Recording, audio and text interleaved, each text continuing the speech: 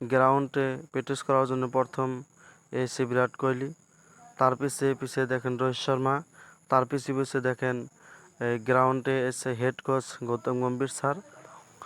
আমি 11 জনের সদস্য বলে দিচ্ছি যে কাকে হেড কোচ চান্স দেবেন। রোহিত শর্মা, শুভমান গিল ওপেনিং আসবেন। 3 নম্বরে আসবেন বিরাট কোহলি, 4 নম্বরে আসবেন শ্রেয়াস আয়ার, 5 নম্বরে আসবেন রাহুল উইকেট কিপার। 5 6 আমার হিসাবে, আপনাদের হিসাবে কি হবে আপনি কমেন্ট করে বলে দেন।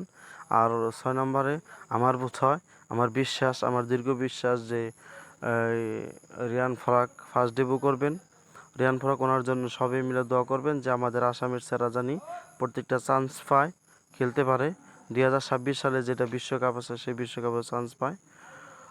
অক্ষর প্যাটেল আছে ভালো spinner, Mohammad Siraj, Arshdeep Singh, Kuldeep Yadav spinner, leg spinner খুব ভালো, চাইনা বলে।